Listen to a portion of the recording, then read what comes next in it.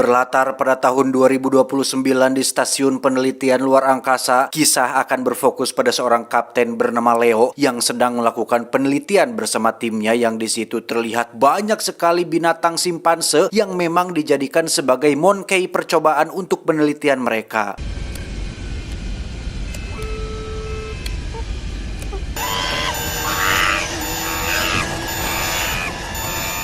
Saat itulah kapal mengalami sedikit padam listrik akibat adanya badai elektromagnetik di mana pimpinan kapal menyuruh Leo untuk persiapkan satu kera peliharaannya yang bernama Pericles ini parasnya untuk dijadikan tumbal demi bisa mengetahui apakah badai tersebut aman atau tidak. You just follow your sequence and come home. Understand? Home. Stand by. Alpha pod launch in 30 seconds. Chart his course to the eye of the storm.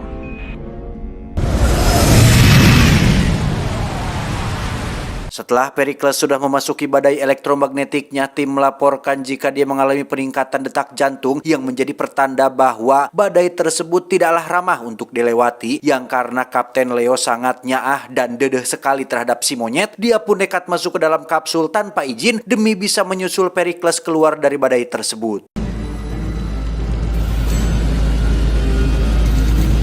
Sir, Delta Pod is launched. Never send a monkey to do a man's job.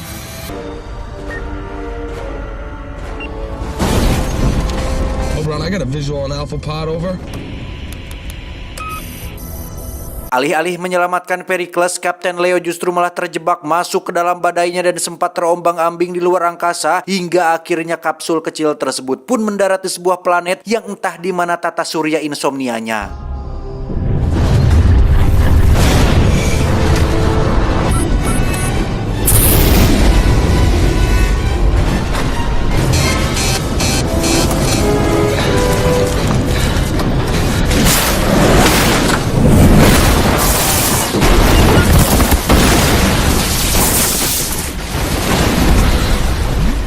Karena kapsulnya tenggelam, Kapten Leo pun terpaksa meninggalkan semua barang-barang pribadinya di dalam sana, yang saat dirinya keluar, muncullah beberapa orang yang sedang dikejar oleh sekelompok kera yang rupanya bisa berbicara dan berdiri layaknya manusia konvensional pada umumnya.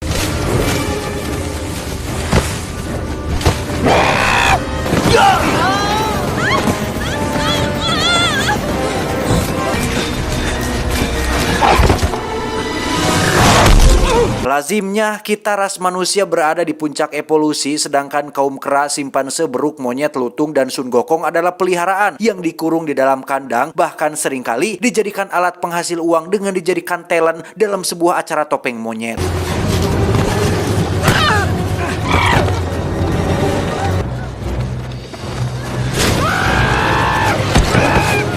Nah, yang menarik adalah di planet ini Kapten Leo justru menemukan hal sebaliknya, di mana monyet justru menjadi manusia dan manusia diperlakukan layaknya monyet, sehingga ini menjadi sebuah pertanyaan besar tentang apa dan di manakah Kapten Leo berada saat ini.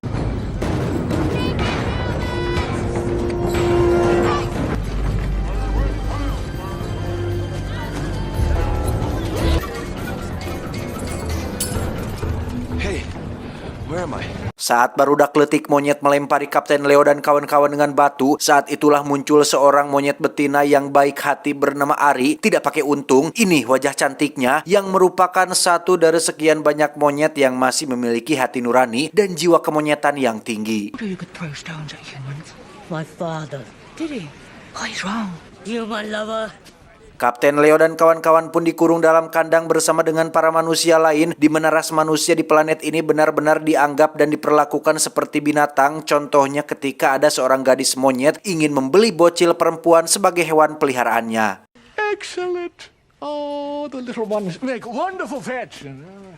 That one. Oh, isn't she pretty? Okay, I'll get that for you. Untuk menandai para manusia, kerajaan monyet pun akan mencap mereka dengan label kerajaan yang menurut Ari, aturan ini sangatlah kekerasan dan melanggar norma-norma adab permonyetan, yang ketika Ari sedang akan membuka kandangnya, tiba-tiba saja Kapten Leo menyergap Ari dari belakang dan meminta tolong dengan dada tulus dan jujur, sehingga Ari merasa jika Kapten Leo sangat berbeda dengan manusia-manusia lain yang ada di sana. Zach, Stay back.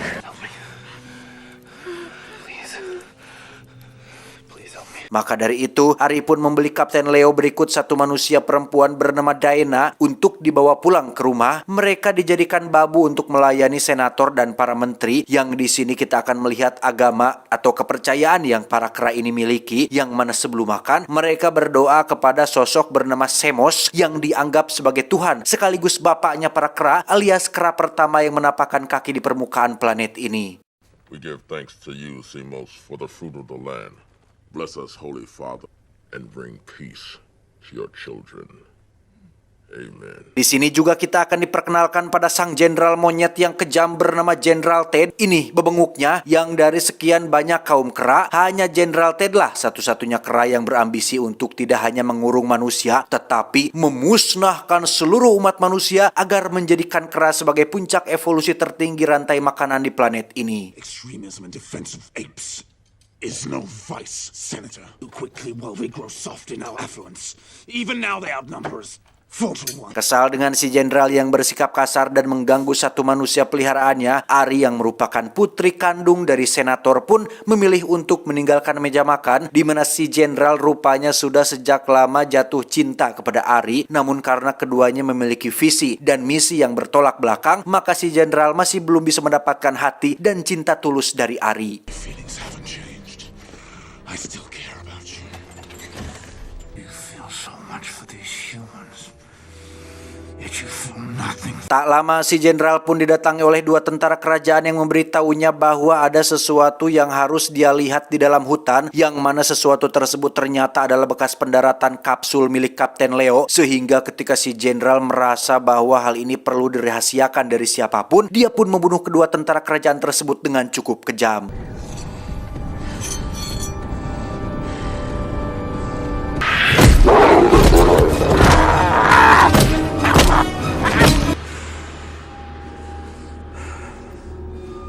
Kembali ke kerajaan, kita akan melihat Leo sedang menggunakan otak cerdas manusianya untuk membuka kandang kayu, di mana Leo bermaksud untuk kabur dari kerajaan ini dengan menyelamatkan beberapa manusia yang perlu diselamatkan, seperti Diana, ayahnya, dua babu kerajaan, dan terakhir si bocil yang berada di rumah anak gadis kera. We'll go together.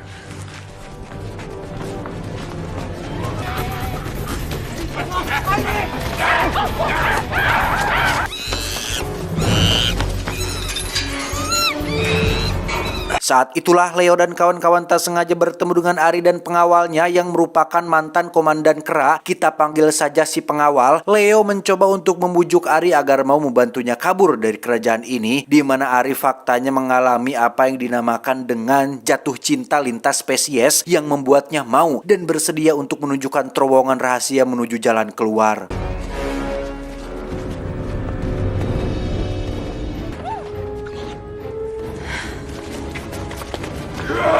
Karena pasukan kerajaan mengejar, ayah Diana pun memilih untuk mengorbankan diri demi keselamatan putri dan kawan-kawannya, di mana kita akan kembali diperlihatkan dengan betapa kejam dan sadisnya si jenderal ketika dia membunuh ayah Diana tanpa belas kasihan sama sekali.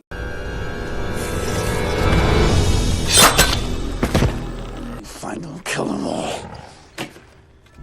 Except for the troublemaker. Tiba di hutan belantara yang menjadi lokasi pendaratan daruratnya, Leo pun langsung menyelam ke dalam air untuk mengambil beberapa benda berharga yang masih tersimpan, di mana Ari sendiri terlihat ketakutan melihat aksi Leo tersebut, karena ternyata spesies kera di planet ini memiliki satu kelemahan, yaitu takut air. What's wrong? Apes are afraid of the water. They can't swim.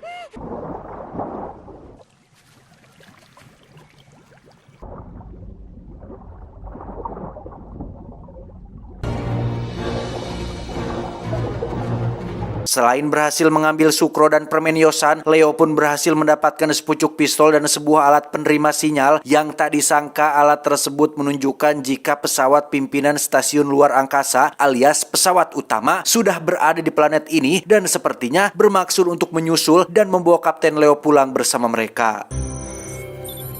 I have contact. Jesus, they're already here.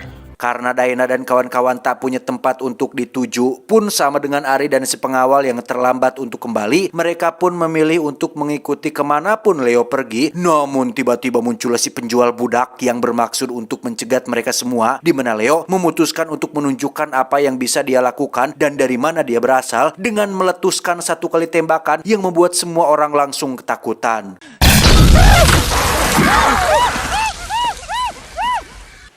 You kill him, and you'll only lower yourself to his level. Can't we all just get along? Make him our guest. Cuff him. Khawatir jika Leo akan mengancam balik para kera, si pengawal pun menghancurkan pistolnya demi ketentraman perjalanan mereka semua. Yang dalam sepanjang perjalanan tersebut, Ari yang penasaran pun terus saja mengajukan pertanyaan mengenai kehidupan Leo dan bagaimana para kera di planet bumi diperlakukan. Your apes permit you to fly? Our apes live in zoos. They do what we tell them.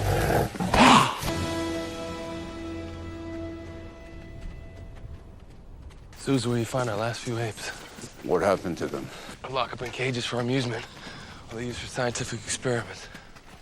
We're pretty smart. The smarter we get, the more dangerous our world becomes. Apes in cages, right. Beralih ke si jenderal yang baru saja mendapat izin dari senator untuk melakukan pembantaian terhadap spesies manusia, sekaligus membawa pulang kembali Ari putrinya, yang mana sebelum berangkat si jenderal dipanggil oleh ayahnya yang sedang sakit, di mana ayah si jenderal ini termasuk tokoh adat atau tetua yang merupakan garis keturunan langsung dari Semos yang masih hidup sampai saat ini.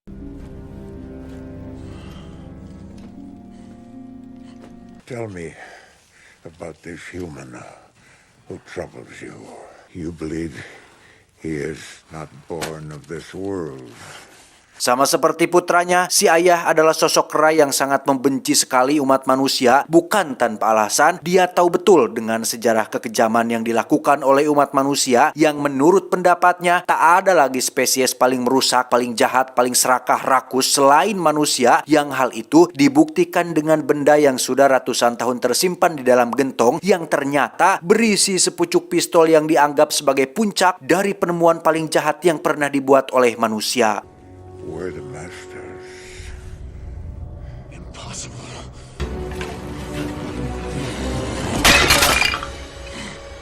Against this, our strength means nothing. Their ingenuity goes hand in hand with their cruelty. Sebelum menghembuskan nafas terakhirnya, si ayah menitip pesan kepada si jenderal untuk lakukan segala cara agar buronan bernama Leo jangan sampai memasuki area terlarang bernama Camilla, sebuah lokasi yang dianggap sebagai awal penciptaan spesies kera yang hidup di planet bumi ini. Di planet ini. Do not let him get to Kalima, secret to our true beginnings. Kembali ke Leo dan kawan-kawan yang sudah semakin dekat dengan kapal pusat yang kebetulan satu arah dengan Camilla alias lokasi terlarang, di mana mereka menemui jalan buntu ketika pasukan kerajaan sudah lebih dulu tiba di sana, yang mana kita akan diperkenalkan pada seorang komandan pasukan bernama Atar. Kita panggil saja si komandan yang ditugaskan untuk mencegat Leo dan kawan-kawan melewati camp yang mereka dirikan. Man, I will personally make sure this camp is prepared. Dengan satu pistol suar yang masih tersisa, Leo memiliki ide untuk memanfaatkan kelemahan para kera, yaitu aliran sungai yang membentang tepat di seberang kamp pasukan, di mana Leo berencana untuk mengalihkan para pasukan menggunakan cahaya suar tersebut dan menyeberangi sungai secepat mungkin sebelum para pasukan sempat menangkap mereka.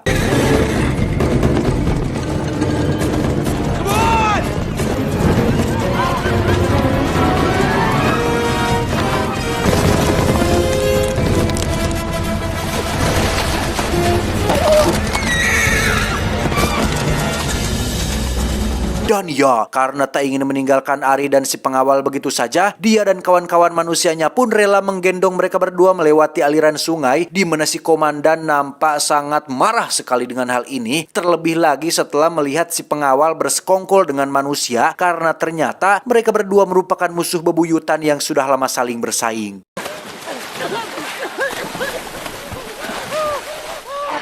Soldiers will head downstream until they find a crossing. We should move quickly. General. Well, he was. Till he opposed Thade. He was a great soldier. Attar was his best pupil. and now they're enemies. Mendengar kegagalan si komandan jenderal pun sangat marah hingga mengerahkan seluruh legiunnya atau pasukan kerajaannya tanpa seizin senator untuk berangkat menuju Camilla demi hanya bisa menangkap Leo yang dianggap sebagai sosok berbahaya yang berpotensi bisa menghancurkan kelangsungan hidup spesies kera.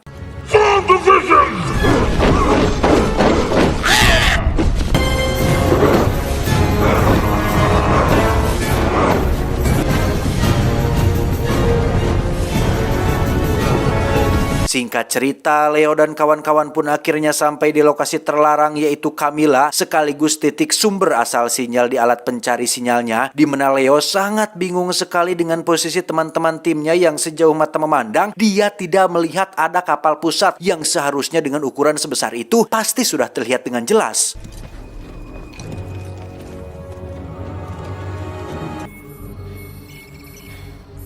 They're not here.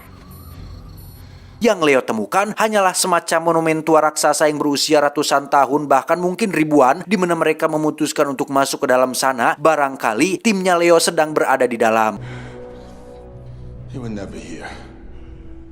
Dan betapa terkejutnya Leo saat baru menyadari jika monumen tua raksasa ini ternyata adalah kapal pusat milik dia dan tim penelitiannya, di mana kata K5 yang dianggap sebagai lokasi awal penciptaan para kera tidak lebih dari hanya sebuah tulisan peringatan yang tidak lengkap, yaitu Caution Live Animals, yang artinya hati-hati hewan hidup. It's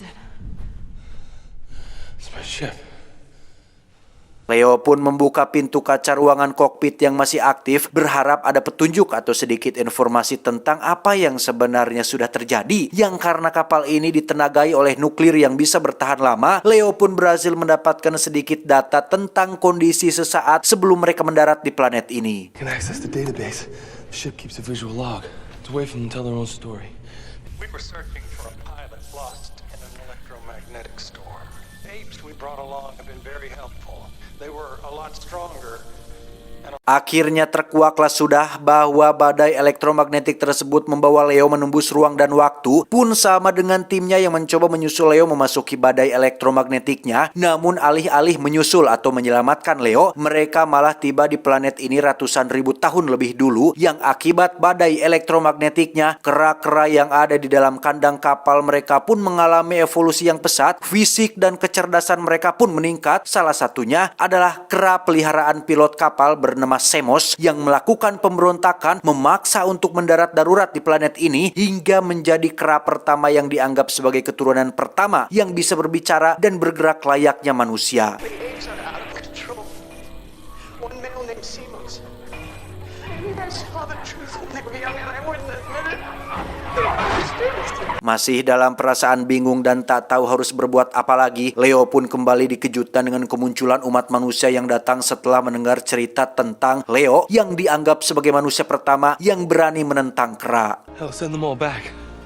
Back where? They left their homes to be with you.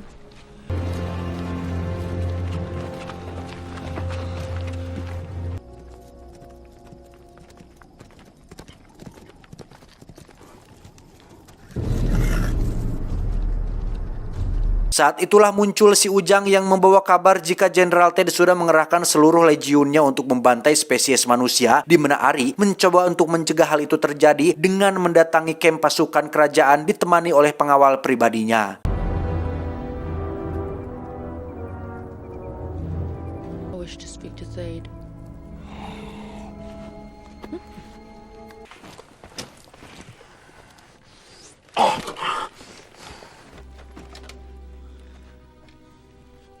Why have you come here? Alih-alih mendapat pengertian dari Jenderal Ted, Ari justru malah harus mengalami nasib naas ketika telapak tangannya dicap sebagai kaum budak, yang hal tersebut membuat kebencian Ari terhadap si Jenderal semakin bertambah melebihi sebelum-sebelumnya. Now look what you've become.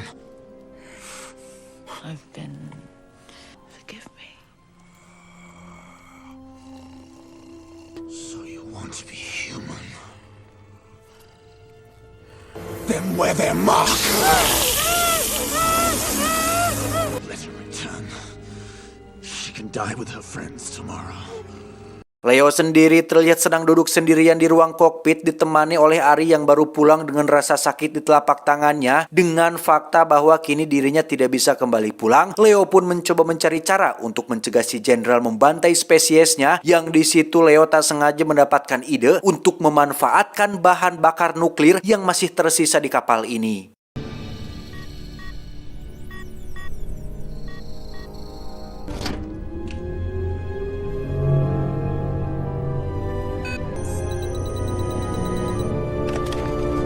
Leo pun langsung mengumpulkan semua orang untuk membicarakan rencana melawan pasukan Jenderal Ted, di mana mereka semua disuruh untuk berada di belakang kapal, sedangkan untuk Deanna dan beberapa kawan akan berada di posisi paling depan untuk memancing pasukan si Jenderal maju. Barulah rencana rahasia Leo akan diluncurkan. It's been done before on my planet. This is the day you get to stand up to the apes. Let's go! Leo. Singkat cerita, esok pagi pun tiba. Deanna, si Ujang, dan beberapa orang sudah bersiap di posisi memancing para kera untuk maju, di mana Jenderal Ted langsung menurunkan pasukan gelombang pertamanya, yang ketika Deanna dan yang lain sudah bergerak mundur, si Ujang pun harus kokosehan akibat tertimpa kuda, sehingga Leo terpaksa maju sendirian untuk menyelamatkannya.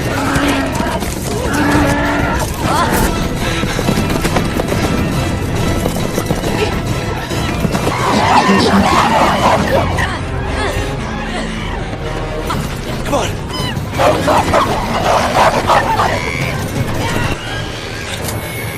Come on!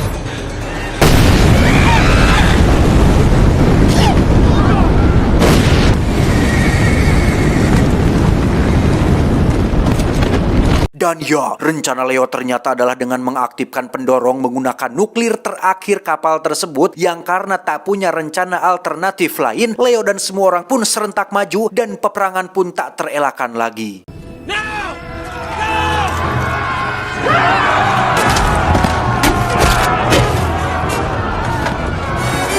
I'm tired of this human.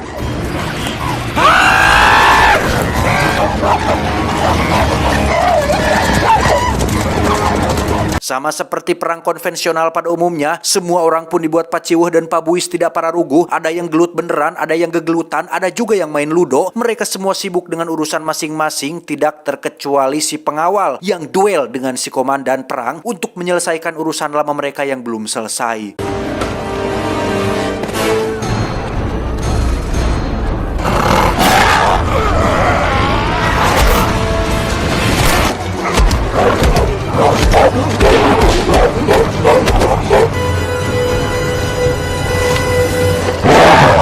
Naas, si pengawal harus tewas di tangan si komandan, sementara Jenderal Ted sangat amat berambisi untuk mendapatkan Leo, sehingga dia hanya fokus untuk mengejar Leo kemanapun dia lari, yang ketika si Jenderal sudah berhasil mendapatkannya, tiba-tiba...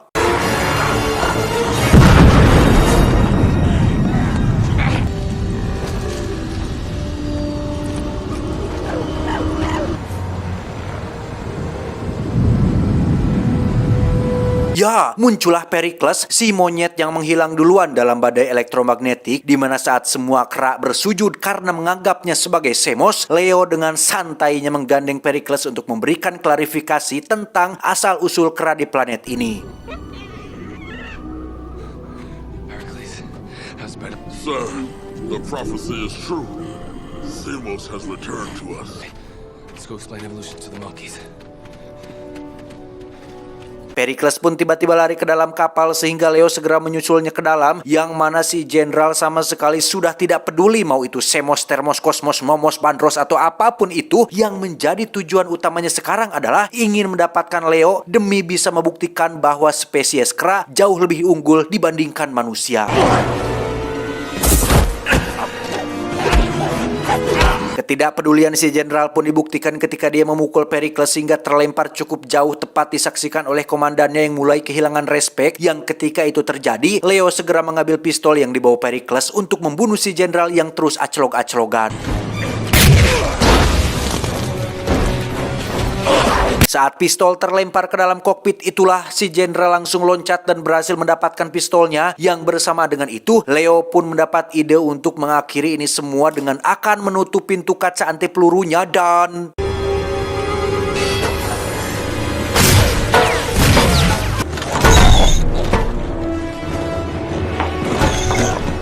Pada momen ini, si jenderal benar-benar sudah kehilangan respek dari semua orang. Dia berusaha membujuk komandannya untuk membantu, tapi langsung ngaleos begitu saja. Pun sama dengan Ari yang jelas masih dendam terhadap apa yang telah dilakukan terhadap telapak tangannya semalam. Everything I have believed is a lie. You and your family.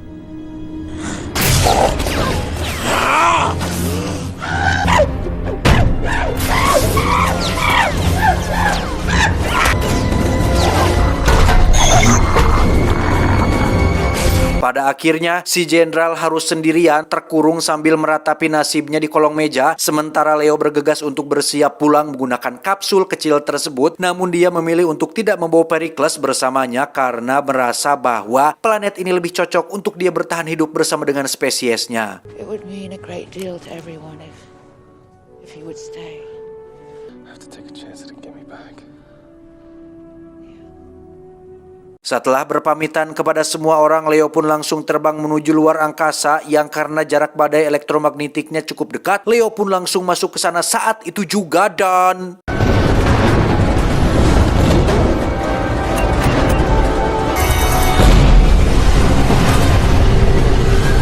Akhirnya, Leo berhasil keluar dari multiverse tersebut dan kembali ke tahun di mana seharusnya dia hidup. Yang tanpa buang waktu lagi, Leo segera menuju planet bumi dengan masih menggunakan kapsul kecil yang memiliki bahan bakar yang tidak ada habis-habisnya.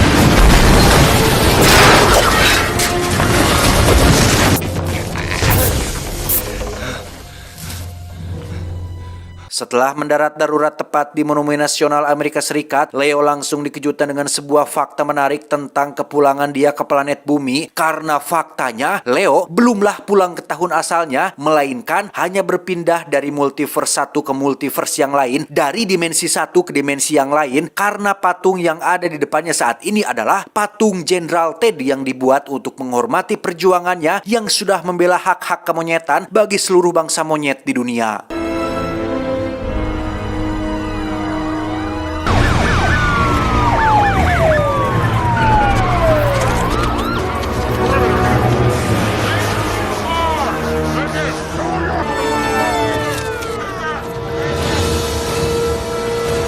Tamat, ending yang cukup menghuhuhukan. Naon bunyong. Meski ceritanya agak sedikit absurd dan penuh imajinasi tinggi, tetapi film ini telah membuat masa remaja saya menjadi lebih berwarna, sekaligus menyadarkan bahwa sekelas binatang beruk, lutung, monyet, kera saja menganggap jika umat manusia adalah makhluk paling perusak dan jahat di dunia. Korupsi, pembunuhan, peperangan, penindasan, penebangan pohon, global warming, polusi udara, kenaikan harga bawang, turunnya tarif micet, tingginya bunga pinjol, dan sebagainya tidak lain dan tidak bukan dilakukan oleh satu spesies, yaitu manusia. Sehingga pesan yang bisa kita ambil dari film ini adalah hidup harus terus berjalan tanpa perlu kata-kata bijak atau mutiara. Karena manusia yang bersyukur adalah manusia yang menggunakan otaknya untuk menjadi lebih baik. Lah John, ini kan kata-kata mutiara juga. Oh iya juga ya, maaf. Saya John mewakili direksi yang bertugas mengucapkan terima kasih dan sampai jumpa di video selanjutnya. Adios, tulang ekor Justin Bieber. Cuau, cuau, cuau. Selamat menunaikan ibadah puasa. Yuhu. Karena ini adalah sudah habis tarawih dan bebas, saya akan merokok teman-teman. Dan ngopi, seharian tidak ngopi karena berpuasa, alhamdulillah. Teman-teman semangat juga puasanya dan walaupun puasa tetap semangat menjalankan aktivitasnya ya. Jaga kesehatan, jangan menjadikan bulan Ramadan atau puasa untuk Anda tidak berolahraga dan menjaga kesehatan. Karena di bulan puasa juga kita masih bisa berolahraga seperti saya guys. Walaupun heheho dan ngesangan dan genggerong ini sudah kohal tidak minum, tapi tetap saya melakukan olahraga untuk menjaga badan saya tetap sterek biar seperti Mamang Dwayne Johnson. Biar gede badannya. Dah ya. Segitu saja. Aduh, pengen makan lagi. Tadi teh buka teh sama sepan naonnya sayur naon tadi teh Pokoknya saya sambal, lalapan sama ayam goreng kampung. Mantap loh. Tapi sekarang lapar lagi, mau makan lagi. Ini jam 9, jam 21.00 pas banget. Saya mau nyemil dulu sambil ngerokok dulu ah. Ya teman-teman sehat ya, sehat-sehat semua, sukses selalu pokoknya buat kalian semua. I love you all, thank you and together and